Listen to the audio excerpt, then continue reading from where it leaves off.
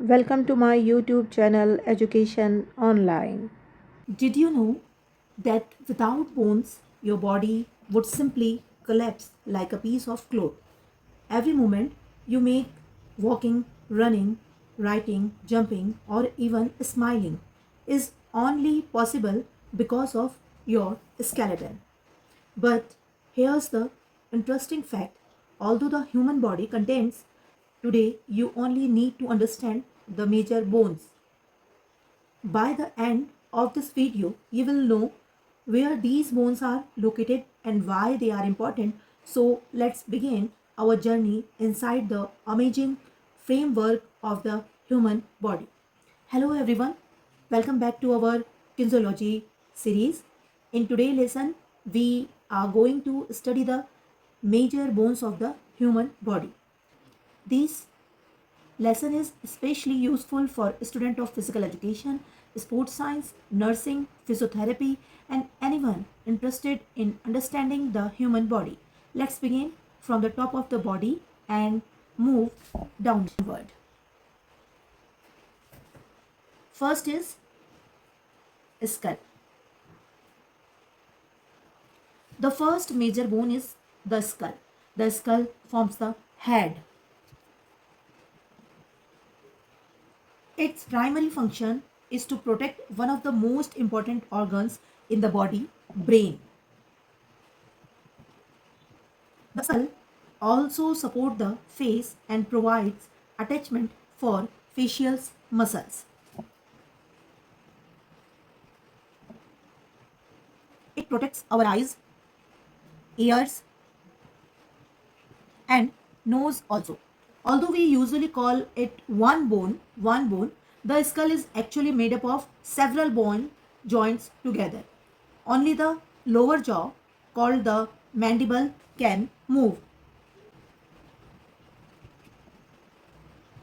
Whenever we speak, chew food, or yawn, the mandible is the bone that moves. So remember, location, head, main function, protects the brain and supports the face.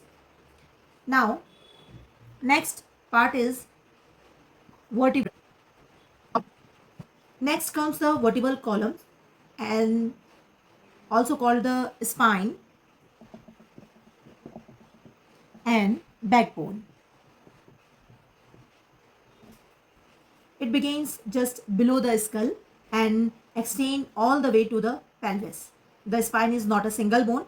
It consists of 33 small bones called vertebrae. These vertebrae form a flexible column. The spinal column protects the spinal cord, which carries message between the brain and the rest of the body. Without the spine, standing upright would not be possible. It also helps us bend forward, backward, and sideways. Remember, location, back of the body, main function, supports the body and protects the spinal cord.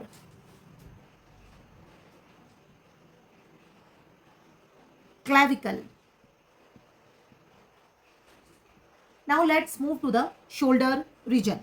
The first bone here is the clavicle, commonly called as known as collarbone. It is located between the breastbone and the shoulder.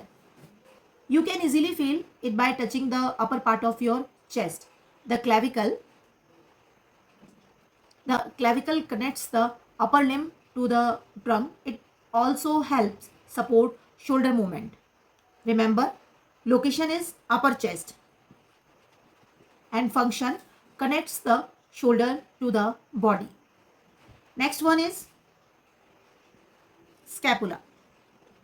Behind the shoulder lies the scapula, commonly called the shoulder blade. It is a flat triangular bone. Each person has two scapulae. These bones provide attachment for many muscles of the shoulders and arm. Although we are not discussing muscles today, remembering that the scapula is one of the most important bones for upper limbs movement. Location, upper back. Now, fifth is sternum. Now look at the center of your chest. Here lies the sternum, also called the breastbone.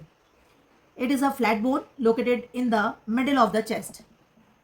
This is the clavicle and this is the sternum, and here is the ribs. The ribs are attached to the sternum. The sternum protects important organs such as the heart. Location middle of the chest, function protection and attachment of ribs. Next is ribs. Around the chest are the ribs. A normal adult has 12 pairs, making a total of 24 ribs. So here is a 12, here is a 12, and total is 24. Together with the sternum and spine, they form the rib cage. Its shape is rib cage. The rib cage protects the heart and lungs. It also helps in breathing. Remember, location chest and function is protection of the heart and lungs. Next is humerus. Next, let's move to the upper limb. The longest bone of the arm is the humerus. It extends from the shoulder to the elbow. Many students confuse the humerus with the forearms bones. Remember, the humerus is only the upper arm bones. Location upper arms means ball and socket joint, and this is the humerus, and this is the elbow. Okay. Now, radius and ulna. Below the elbow are two bones. The first is the radius, the second is the ulna. Together they form the forearm.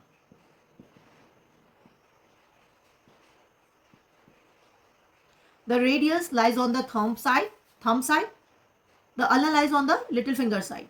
These bones allow the hand to rotate and move freely. Next one is carpals, metacarpals and phalanges. The wrist contains carpal bones. The palm contains metacarpal bones. The finger contains phalanges. Instead of remembering every small bone separately, simply remember carpals, wrist, metacarpals, palm, and phalanges, finger. Now next one is pelvis. This is E. Now we move to the lower body. The large bone around the hip region is called pelvis. It supports the weight of the upper body. It also protects important organ inside the lower abdomen. The pelvis connects the spine with the lower limbs. Next one is femur. The femur is the longest and strongest bone in the human body. It extends from the hip to the knee. Almost every movement like walking, running, jumping and climbing depends heavily on the femur. Location thigh. Now next is patella bone. At the front of the knee lies a small bone called the patella. It is commonly known as kneecap. It protects the knee joint. Next one is tibia and fibula.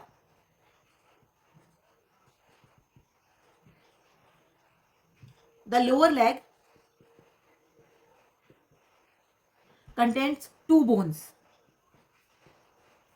The larger bone is the tibia, also called the shin bone. This is also called the shin bone. And the thinner bone is the fibula. Together they supports body weight and helps in walking. Next one is tarsal, metatarsal and phalanges. Now again the ankle contain tarsal.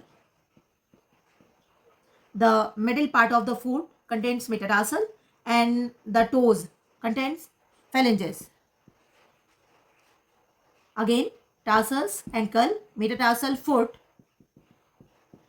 and phalanges, toes. Today we studied the major bones of the human body. Let's quickly revise. Skull, vertebrae column, clavicle, scapula, sternum, ribs, humerus, radius, ulna, carpus, metacarpus, phalanges of the hand, pelvis, femur, patella, tibia, fibula, tarsals, metatarsals, phalanges of the foot. If you remember these major bones and their locations, you will have built a strong foundation for learning kinesiology, anatomy, biomechanics, and sports science. Thank you for watching this lesson. In the next episode, we will study the joints of the human body, where we will understand the different type of joints, their locations, and how they helps us move. If you found the lesson helpful, don't forget to like the video, share it with your friend, and subscribe to the channel for more easy to understand lessons on kinesiology and sports science. See you in the next class. Stay healthy, keep learning, and keep moving. Thank you.